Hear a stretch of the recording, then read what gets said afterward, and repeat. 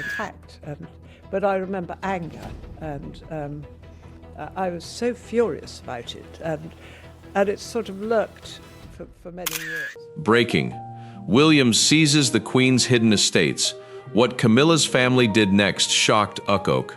Stay with this for a moment, because the title is pointing to something far more explosive than a simple change of ownership. According to the claims surrounding this royal dispute, Prince William moved to take control of several properties linked to the late Queen Elizabeth II, while members of Camilla's family were suddenly facing a wall of legal resistance. What makes the story different is the alleged discovery of private inheritance instructions suggesting that the properties may have been deliberately kept beyond their reach.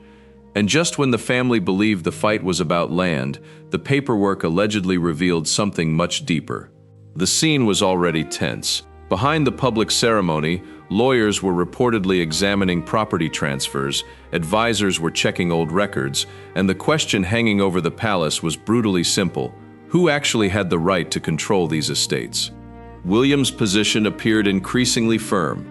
Camilla's family, according to the claims, wanted access to records and decisions they believed could affect their interests.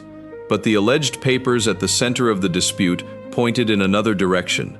They suggested that the late Queen had anticipated a struggle like this and had placed barriers in the path of anyone who might later try to gain influence. Now, watch this closely. The significance was not simply that William was allegedly gaining control. It was that the move appeared to shut a door that some members of Camilla's family may have expected to remain open. If the reported inheritance instructions were genuine, they could mean that years of assumptions about access, influence, and future commercial possibilities were suddenly worthless. That is why this story matters now. The real battle was no longer about who stood beside the king at a ceremony. It was about who could reach the assets, records, and decisions hidden behind the monarchy's private walls. I remember something that had been lurking in the back of my brain for a very long time, that when I was a teenager, I was attacked on a train, and I'd sort of forgotten about it, but I remember at the time being so angry. Hi viewers, if this situation were happening inside your own family and someone tried to take control of an inheritance you believed you had a right to understand, would you stay silent or demand the truth? Leave a simple comment saying truth if you would demand the records. And if you believe hidden family decisions should never be allowed to bury the truth, subscribe and stay with this story, because the next discovery is where the dispute begins to turn personal. The first shock came from the alleged paperwork. It was not presented as an ordinary inheritance note. The claims described a sealed instruction connected to the late Queen, one that allegedly directed certain properties away from the reach of Camilla's wider family. The wording, if accurately reported, would have been devastating for anyone who believed those estates could become part of a broader family arrangement. It would also explain why William's lawyers were reportedly ordered to examine every transfer connected with the properties instead of simply accepting the existing chain of ownership. And this is where the story takes its first sharp turn. The question was no longer whether William wanted control. The question became whether someone had previously tried to change the late Queen's wishes. The allegations suggest that an attempt may have been made inside the palace to reinterpret or overturn the arrangement before William's team stepped in. No confirmed public record establishes that entire chain of events, but the claim itself is what transformed a quiet inheritance matter into a palace confrontation. Suddenly, every old transfer mattered. Every signature mattered. Every date mattered. A property that appeared ordinary on a public register could carry a completely different meaning when placed beside a private instruction. A transfer that looked harmless could become suspicious if it happened shortly before another decision, and a name appearing in an old file could raise questions about who had been preparing for the future long before the public knew there was a dispute. The alleged estates were therefore becoming more than pieces of land. They represented control, legacy, and access to a private side of the monarchy that ordinary people rarely see. For William, the issue could be framed as stewardship of his grandmother's wishes. For Camilla's relatives, it could look like an abrupt exclusion from opportunities they believed were within reach. For the palace, it created a dangerous problem because every legal disagreement between relatives can become a public test of confidence in the institution itself.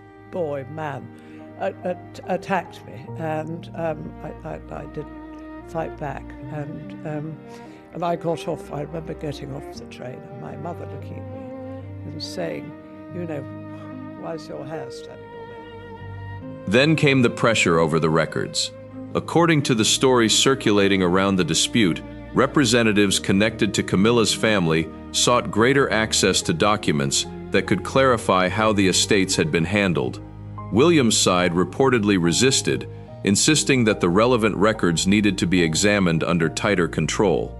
That detail matters because it changes the emotional temperature of the story. When both sides believe the paperwork could prove them right, even a locked archive can feel like a battlefield. There was another reason the alleged documents carried so much weight. They were said to contain instructions made years before the current confrontation existed. That possibility creates the most unsettling question of all.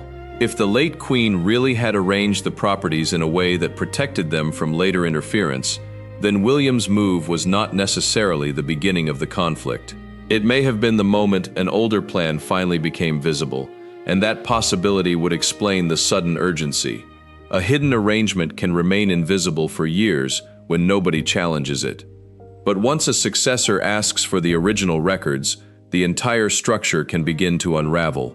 Lawyers start comparing signatures. Archivists reopen files. Advisors search for amendments. Family members begin asking who knew what and when.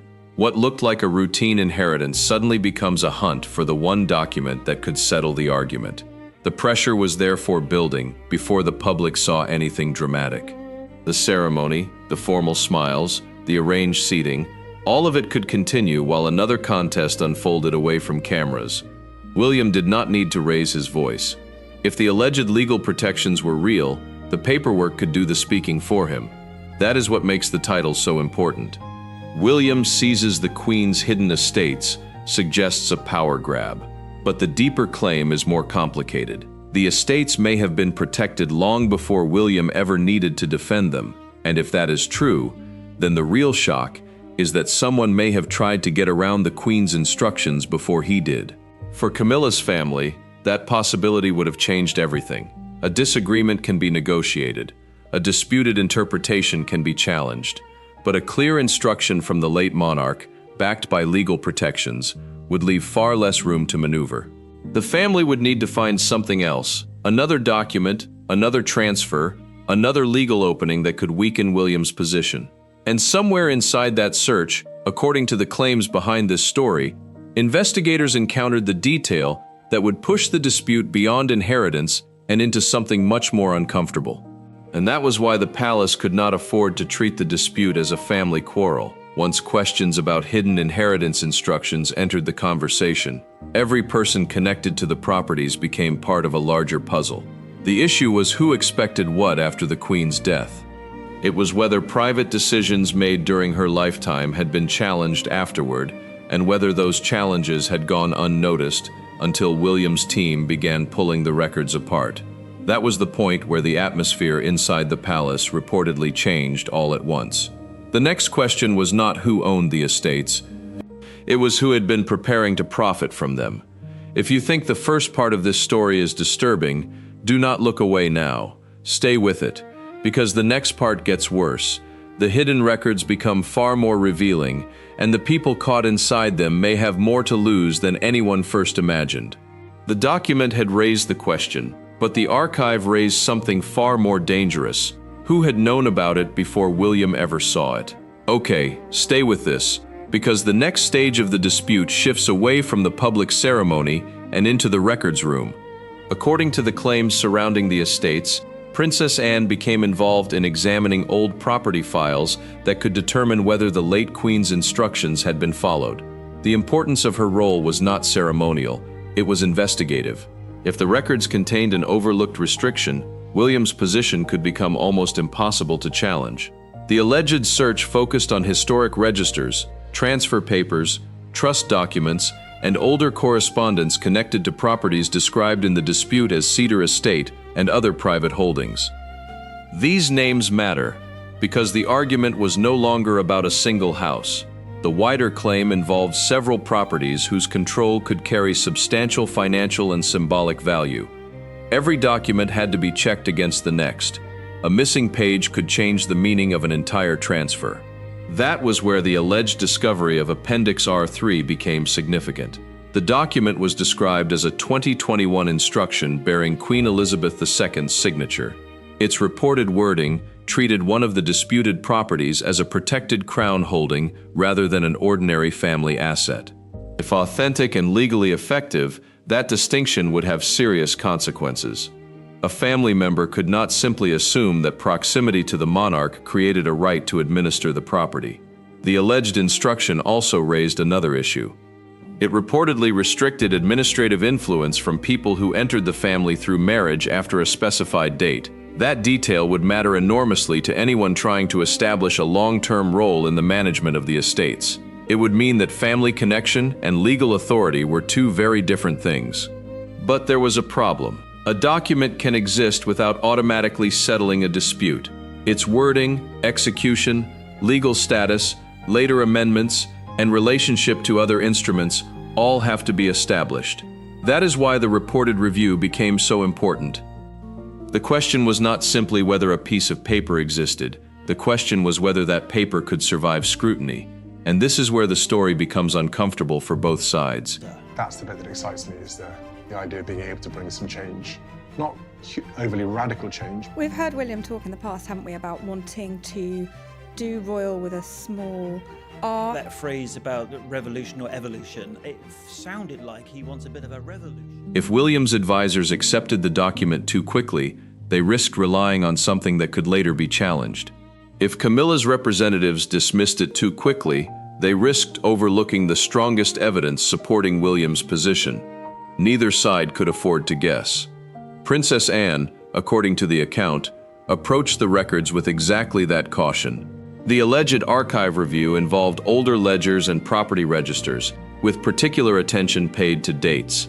The dates could show whether the disputed properties had changed status after the Queen signed the instruction. They could also reveal whether someone had attempted to create a different chain of control. That possibility explains why the archive became so important. A hidden instruction is only powerful if the trail around it supports the same conclusion. The surrounding paperwork had to answer several questions. Who held the property? Under what authority? Was any transfer completed? Who approved it? And did a later document attempt to override the earlier instruction? The answers could determine whether William had actually seized something or simply enforced an arrangement that had already been put in place. That distinction is critical. It changes the entire story. A seizure suggests a sudden act of power. Enforcement suggests something much older. If the latter interpretation were correct, then the confrontation did not begin with William.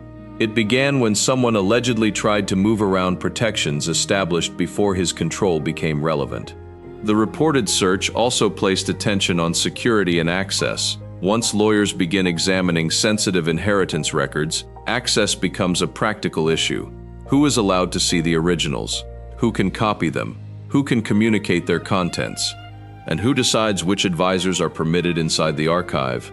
Claims surrounding the dispute say that access for some representatives connected to Camilla's family became restricted. That allegation should be treated carefully, because the public evidence does not establish every detail of the reported lockout. But within the story, the alleged restriction has a clear consequence. It creates urgency. A team with limited access has less time to build a challenge. A team with full access can search for contradictions. That difference can decide a legal battle. And while the archive review continued, another question began to emerge. Why would anyone need commercial plans if the estates were primarily being treated as protected royal holdings? The answer, according to the allegations, involved ideas for turning parts of the properties into luxury ventures. The claims mentioned boutique hospitality, food products, private retreats, and branded goods connected to the character of the estates. Those plans have not been publicly established in full, but their alleged existence became central to the narrative because they gave the inheritance dispute a financial motive. This is where the pressure on Camilla's family becomes easier to understand. If the properties were merely valuable houses, the argument would be about ownership and access. If they were also viewed as platforms for commercial ventures, control could mean future revenue, influence, and branding opportunities. That would raise the stakes considerably. It would also explain why Williams' alleged legal review focused on transfers rather than simply taking possession and moving on. The people around him would need to know whether any commitments had already been made using the estates as part of a business proposal. Then another detail allegedly surfaced. The paperwork was not the only trail.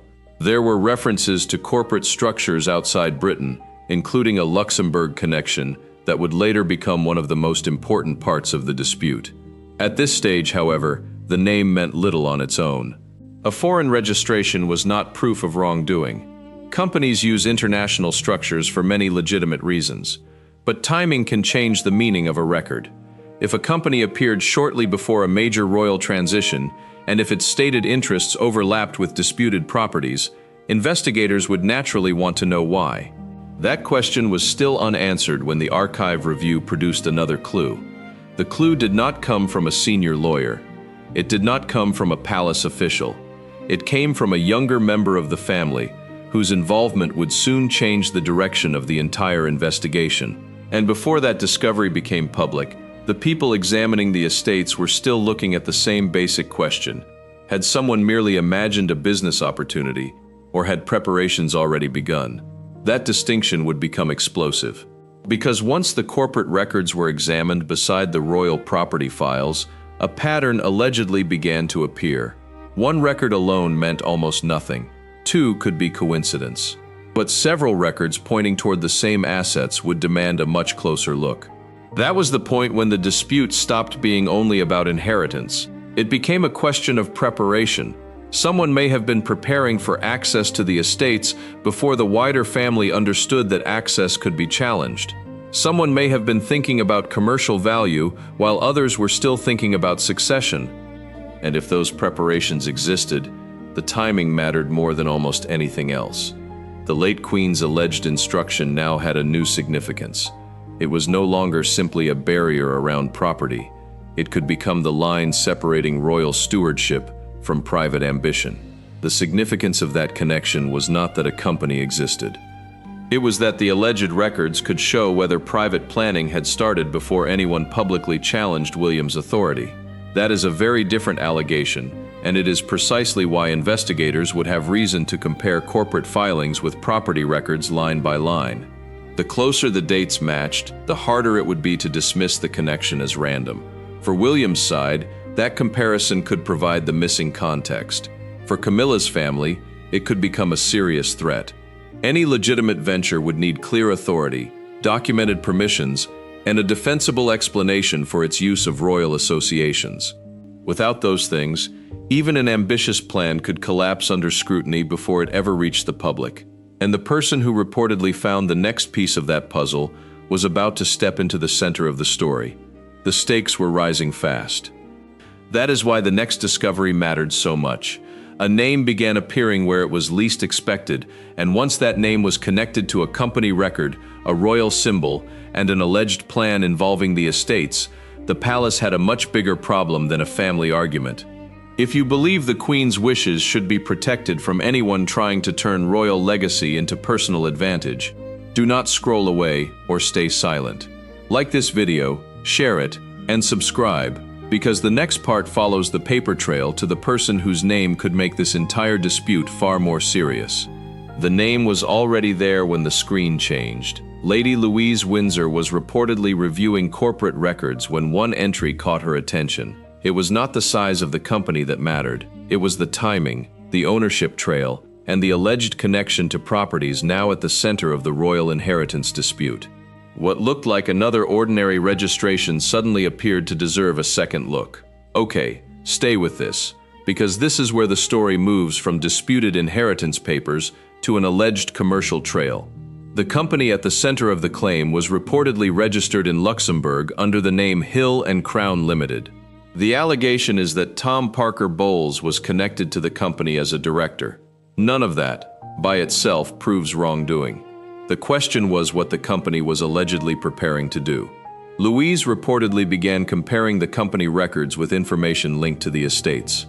First thing she examined was timing. According to the claims, the company had been registered only weeks before Queen Elizabeth II died in September 2022. That date immediately attracted attention because the royal succession was about to change the entire landscape of family influence and property control. A company created before a succession is not automatically suspicious. Businesses are registered every day for perfectly ordinary reasons. But investigators looking at a disputed estate would naturally ask whether the company had any connection to assets that could later become available. That was the question Louise was reportedly trying to answer. The next step was asset mapping. She allegedly compared property names, business filings, trademarks, and public references associated with the estates. The goal was simple: find out whether any private venture had positioned itself to benefit from royal property before the inheritance arrangements became widely understood. Then came the first serious connection. The claims say that some branding associated with Hill and Crown Limited allegedly resembled a historic crest linked to the disputed estate.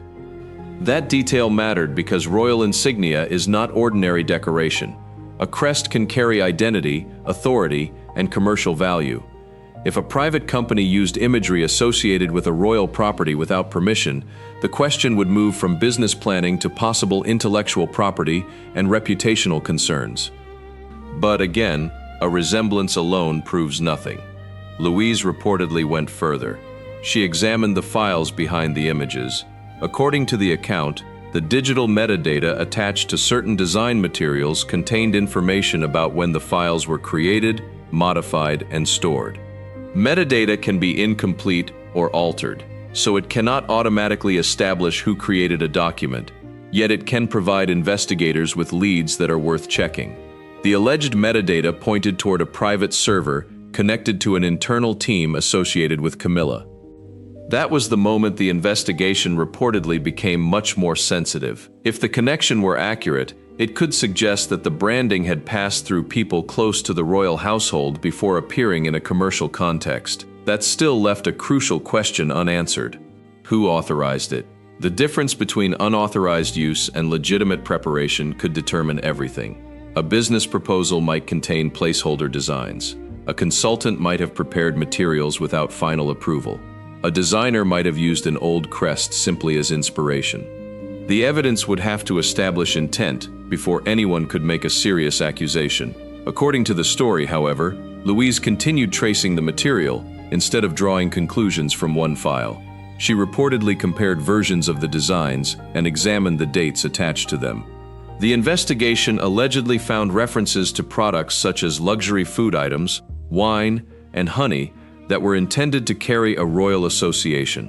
That was important because it connected the alleged company activity to the commercial ambitions surrounding the estates. The story had now acquired three separate strands. There was the inheritance paperwork, there was the disputed property control, and there was an alleged business structure appearing alongside royal branding. Any one of those issues could be explained.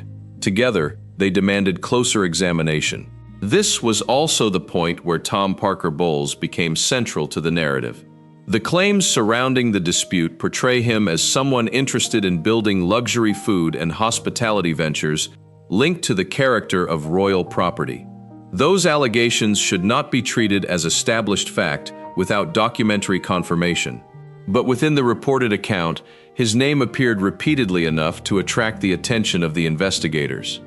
The alleged business plans were ambitious.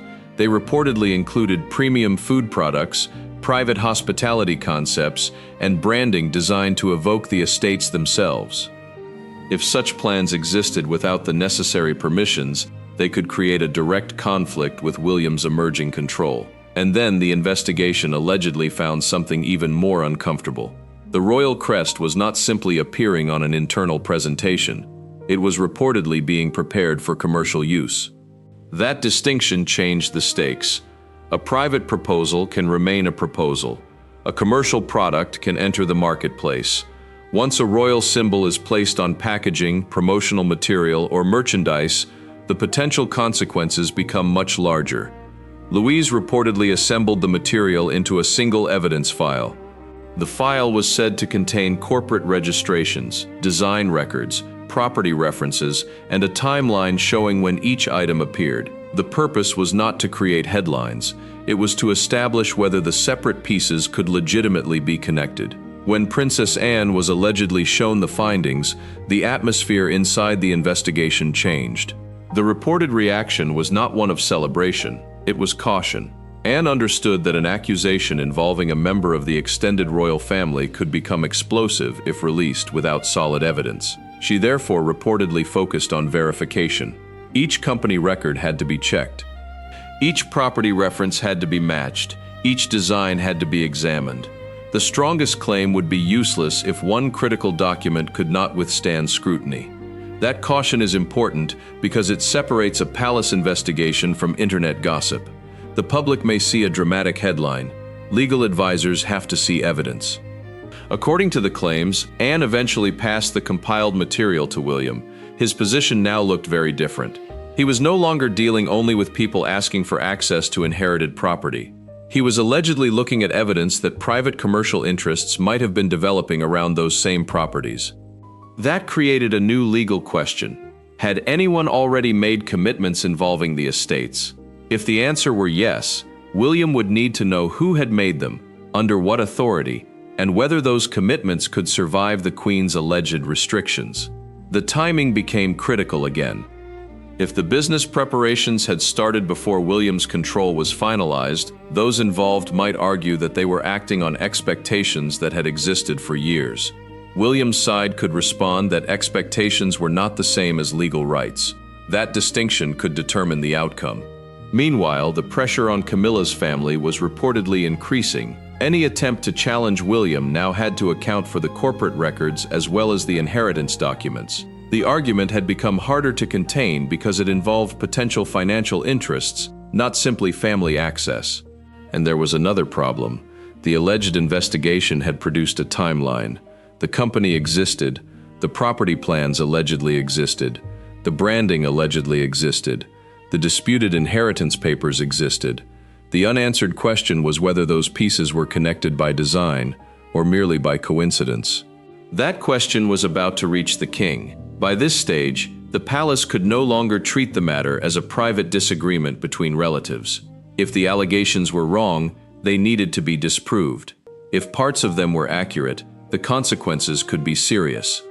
And if William's team believed the evidence was strong enough, the next move would not be made by an archivist, it would be made at the highest level. The claims say William's response was blunt. The evidence should be sent for legal review, and any attempt to use royal property or insignia without authorization should be stopped. That alleged instruction changed the tempo. The dispute was no longer moving slowly through family channels. Lawyers, advisors, and officials now had reason to examine the matter at speed. For Camilla's family, that meant the window for a successful challenge could be closing. For William, it meant something else. He had to decide whether protecting the Queen's alleged wishes required a confrontation with people connected to his own family. And that is where the story becomes much more personal, because the next person drawn into the dispute was not another lawyer. It was the king himself. Charles now faced a choice that could damage family relationships whichever way he handled it. Supporting William could be seen as rejecting Camilla's family's interests. Challenging William could raise questions about whether the late Queen's alleged wishes were being respected. The palace had reached the point where silence was no longer neutral. Someone would have to choose. The decision would also expose the most difficult conflict yet: a father standing between his son, his wife, and the legacy of the monarch who came before him. Nobody inside palace knew which loyalty would ultimately prevail that night. And if this story has made you question whether royal inheritance should ever be used for private advantage, do not just watch and move on. Like this video, share it, and subscribe if you believe powerful families should still be held accountable when questions like these arise, because the next chapter brings Charles directly into the fight, and what happens then makes the estate dispute look like only the beginning. The king was no longer watching the dispute from a distance. By the time the evidence reached Charles, the question had changed completely. It was no longer whether William could control the estates. It was whether the king would allow his son to enforce the alleged wishes of his late mother, if doing so meant confronting interests connected to his own wife. That was the moment the inheritance dispute became a test of Charles himself. Okay, look at what was now sitting on the king's desk. According to the claims surrounding the case, the file contained the disputed property records, the alleged inheritance instruction, and the corporate material that had raised questions about commercial plans. None of those pieces, taken alone, proved misconduct. Together, however, they created a problem Charles could not simply dismiss. He had two responsibilities pulling against each other. As king, he was expected to protect the institution and its assets. As a husband, he had every reason to avoid turning a property disagreement involving Camilla's relatives into a public royal confrontation. As a father, he also had to consider William, the heir who would eventually carry responsibility for the monarchy. That combination made the decision unusually sensitive. The palace could absorb a disagreement over money. It could survive competing interpretations of an old document. What it could not easily survive was the appearance that the king had chosen one branch of his family over another for personal reasons. So the alleged response was cautious. Instead of announcing a dramatic decision, Charles reportedly asked for the evidence to be checked again. Lawyers were asked to establish whether the disputed properties were protected by the late Queen's instructions and whether any later transaction had altered their status. The objective was to remove emotion from the decision. That process mattered because the strongest position would not be the loudest one. It would be the position supported by records that could survive scrutiny, and that put William in a difficult position too. If he pushed too aggressively, opponents could portray him as using his future position to take control of valuable family assets. If he waited too long, any disputed commercial arrangements could become harder to unwind. He needed the king's support, but he also needed that support to appear institutional rather than personal. The claims say that Charles understood this distinction. A private discussion followed. No reliable public record confirms the precise words exchanged, so the reported conversation remains unverified, but the substance attributed to the meeting is revealing. Charles was said to have emphasized that the late Queen's instructions had to be respected if they were legally valid, regardless of which family members disliked the result. That principle would become the foundation of the next move. Camilla's position was now increasingly uncomfortable. If the alleged documents were valid, challenging William could appear to challenge the late Queen's own arrangements. If the documents were flawed, her representatives needed to prove that before the estate structure became settled. That left very little room for a simple family negotiation. The stakes rose again when the legal review reportedly focused on the difference between personal inheritance and institutional property. That distinction had been sitting underneath the entire dispute. The public could hear the phrase, Queen's estates, and naturally assume they were simply possessions passed from one relative to another. Royal property does not always work that way. Some assets can carry legal restrictions, trusts, institutional obligations, or historical arrangements that limit what any individual can do with them. That is why the alleged paperwork mattered so much. If the estates were protected under a particular structure, William's authority could be very different from ordinary private ownership. The legal teams therefore reportedly examined the chain of control from the Queen's lifetime through the transition after her death. The crucial question was whether anyone had attempted to create rights that did not exist. If so, the king had a reason to intervene. But Charles also had another problem. Any action taken behind closed doors could later become politically and publicly damaging if details leaked without context. The monarchy depends heavily on perception. A private legal correction can look like a palace purge once it reaches the headlines. That risk made discretion essential. According to the allegations, the response was therefore divided into several stages. First, the evidence would be verified. Second, the estates would receive stronger protection while the review continued. Third, the family would be given a route to challenge the interpretation through legal channels rather than through informal palace pressure. That approach allowed Charles to support the institutional position without publicly humiliating Camilla or her relatives. But it also sent a message. William would not be left alone to defend the alleged inheritance arrangement. For Camilla's family, the meaning was difficult to ignore. The king was not necessarily declaring war on them. He was doing something more damaging to their position. He was refusing to weaken the legal framework simply because the outcome was uncomfortable. That difference matters. A family member can negotiate with another family member. It is much harder to negotiate with an established legal structure backed by the monarch. And then came the public moment. At Westminster Abbey, Charles and William appeared together. To everyone watching, it looked like a normal royal appearance. Father and son stood side by side, carried out their ceremonial duties, and offered the familiar signs of unity expected from the monarchy. But the timing was striking.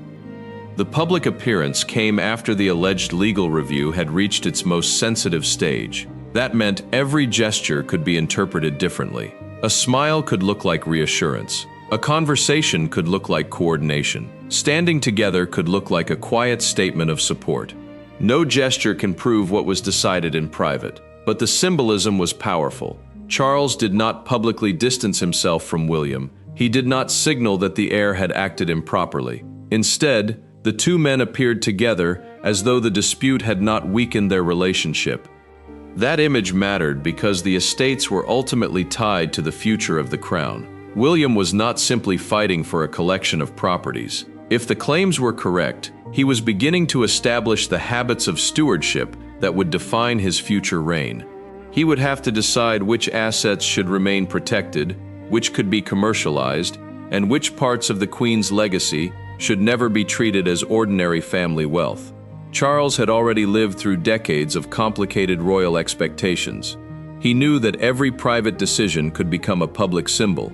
That was why the alleged choice carried such weight. Support William too openly, and Camilla's family could feel abandoned. Resist William, and the king could appear to undermine his own heir. Do nothing, and the dispute could continue until the monarchy itself looked divided. There was no painless option. The alleged solution was to let the legal framework make the decision. That allowed Charles to present the outcome not as a personal victory for William, but as the consequence of whatever instructions and property structures were legally valid. For the first time, the central conflict was becoming clear. This was not simply William against Camilla's family. And if the alleged commercial plans were genuine, that question became even more serious. A property can be inherited. A brand can be built. But once the two become connected, the line between heritage and profit becomes dangerously thin. That line was now being drawn in public. The king's position had effectively strengthened William's. Camilla's relatives still had the right to question disputed arrangements through lawful channels, but the palace was no longer treating their expectations as automatically equal to William's authority. Then came the detail that made the entire situation harder to contain. The dispute was beginning to affect more than property. It was affecting reputation. People close to the royal household were reportedly concerned that continued fighting could expose private disagreements that the palace had spent years keeping away from public attention. Every new document risked creating another headline. Every new allegation risked turning relatives into opposing camps. That was the danger Charles now had to manage. He could protect the estates, he could protect the legal position, but could he protect the family from the consequences?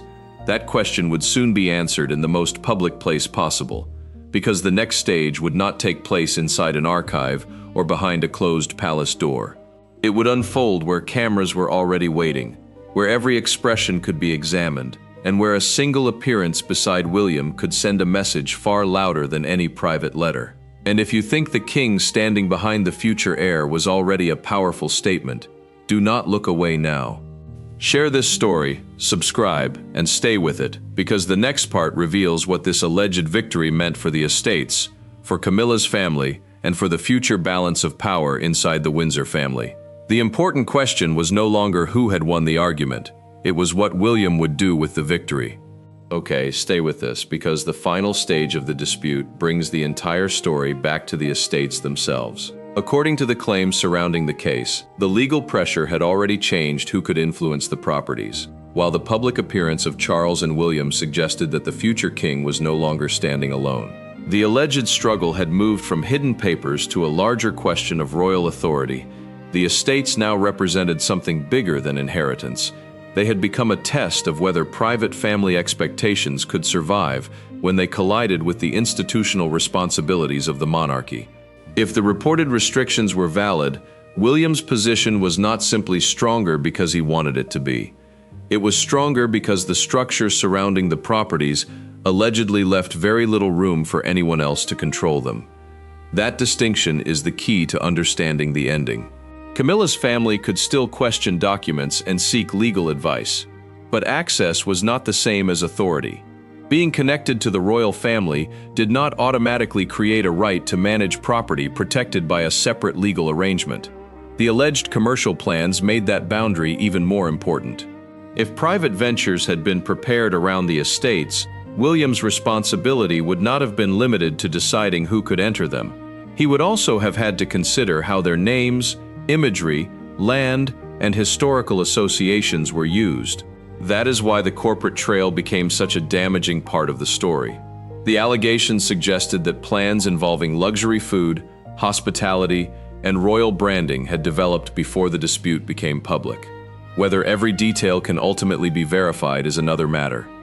But the existence of those claims explains why the palace would have had an incentive to examine the situation before allowing any commercial commitment to become irreversible. The central concern was simple. Once a royal property becomes attached to a private business, separating the two can become extremely difficult. A brand can acquire value from association. A property can acquire value from exclusivity. A royal name can create attention that ordinary businesses spend millions trying to achieve. Put those elements together, and the temptation to commercialize heritage becomes obvious. But heritage is precisely what William was now expected to protect. That put him in a position his grandmother had once occupied. The late Queen had spent decades managing the boundary between private life, public duty, family expectations, and institutional responsibility. William would eventually face the same pressures on an even larger scale. The estate dispute, therefore, offered a preview of his future. Could he reject a profitable idea if it conflicted with royal tradition? Could he protect historic assets without allowing personal relationships to dictate decisions? Those questions mattered more than the properties themselves, and the public appearance with Charles suddenly carried a different meaning. The king had not publicly turned against his son. Instead, the two appeared together during an important royal occasion. That image gave William something valuable: institutional reassurance. It did not prove every allegation surrounding the dispute. It did not confirm every private conversation, but it showed that the heir and the king were not presenting themselves as opposing camps. For the monarchy, that unity mattered. A family dispute can become dangerous when the public sees rival centers of power. Instead, the public saw the king beside the future king. The symbolism was impossible to ignore. The balance of the monarchy was moving forward, and Camilla's family now faced a difficult reality. Even if they disagreed with the alleged arrangements, they would have to decide whether to continue fighting or accept that the properties were moving beyond their practical influence. That decision could have consequences far beyond money. A prolonged legal dispute could expose more private records. It could force more family relationships into public view. It could create questions about who had expected what after Elizabeth II's death. And every new document could produce another headline. There was therefore an incentive for everyone involved to bring the conflict under control. For William, that meant securing the estates without creating a spectacle. For Charles, it meant supporting the institutional position without appearing to attack his wife's family. For Camilla, it meant balancing loyalty to her relatives with royal duty. That is the deeper lesson behind the alleged confrontation. This was not simply William against Camilla's family. And if the alleged commercial plans were genuine, that question became even more serious. A property can be inherited. A brand can be built. But once the two become connected, the line between heritage and profit becomes dangerously thin. That line was now being drawn in public. The king's position had effectively strengthened William's. Camilla's relatives still had the right to question disputed arrangements through lawful channels, But the palace was no longer treating their expectations as automatically equal to William's authority. Then came the detail that made the entire situation harder to contain. The dispute was beginning to affect more than property, it was affecting reputation. People close to the royal household were reportedly concerned that continued fighting could expose private disagreements that the palace had spent years keeping away from public attention. Every new document risked creating another headline. Every new allegation risked turning relatives into opposing camps. That was the danger Charles now had to manage. He could protect the estates. He could protect the legal position. But could he protect the family from the consequences? That question would soon be answered in the most public place possible. Because the next stage would not take place inside an archive or behind a closed palace door. It would unfold where cameras were already waiting, where every expression could be examined, and where a single appearance beside William could send a message far louder than any private letter. And if you think the king standing behind the future heir was already a powerful statement, do not look away now. Share this story, subscribe, and stay with it, because the next part reveals what this alleged victory meant for the estates, for Camilla's family, and for the future balance of power inside the Windsor family. The estates now represented something bigger than inheritance. They had become a test of whether private family expectations could survive when they collided with the institutional responsibilities of the monarchy. If the reported restrictions were valid, William's position was not simply stronger because he wanted it to be. It was stronger because the structure surrounding the properties allegedly left very little room for anyone else to control them. That distinction is the key to understanding the ending. Camilla's family could still question documents and seek legal advice, but access was not the same as authority. Being connected to the royal family did not automatically create a right to manage property protected by a separate legal arrangement. The alleged commercial plans made that boundary even more important. If private ventures had been prepared around the estates, William's responsibility would not have been limited to deciding who could enter them. He would also have had to consider how their names, imagery, land, and historical associations were used. That is why the corporate trail became such a damaging part of the story. The allegations suggested that plans involving luxury food, hospitality, and royal branding had developed before the dispute became public. Whether every detail can ultimately be verified is another matter, but the existence of those claims explains why the palace would have had an incentive to examine the situation before allowing any commercial commitment to become irreversible. The central concern was simple. Once a royal property becomes attached to a private business, separating the two can become extremely difficult. A brand can acquire value from association, a property can acquire value from exclusivity. A royal name can create a tension that ordinary businesses spend millions trying to achieve. Put those elements together, and the temptation to commercialize heritage becomes obvious. But heritage is precisely what William was now expected to protect. That put him in a position his grandmother had once occupied. The late Queen had spent decades managing the boundary between private life, public duty, family expectations, and institutional responsibility. William would eventually face the same pressures on an even larger scale. The estate dispute therefore offered a preview of his future. Could he reject a profitable idea if it conflicted with royal tradition? Could he protect historic assets without allowing personal relationships to dictate decisions? Those questions mattered more than the properties themselves, and the public appearance with Charles suddenly carried a different meaning. The king had not publicly turned against his son. Instead, the two appeared together during an important royal occasion. That image gave William something valuable: institutional reassurance. It did not prove every allegation surrounding the dispute. It did not confirm every private conversation. But it showed that the heir and the king were not presenting themselves as opposing camps. For the monarchy, that unity mattered. A family dispute can become dangerous when the public sees rival centers of power. Instead, the public saw the king beside the future king. The symbolism was impossible to ignore. The balance of the monarchy was moving forward, and Camilla's family now faced a difficult reality. Even if they disagreed with the alleged arrangements, they would have to decide whether to continue fighting or accept that the properties were moving beyond their practical influence. That decision could have consequences far beyond money. A prolonged legal dispute could expose more private records. It could force more family relationships into public view. It could create questions about who had expected what after Elizabeth II's death, and every new document could produce another headline. There was therefore an incentive for everyone involved to bring the conflict under control.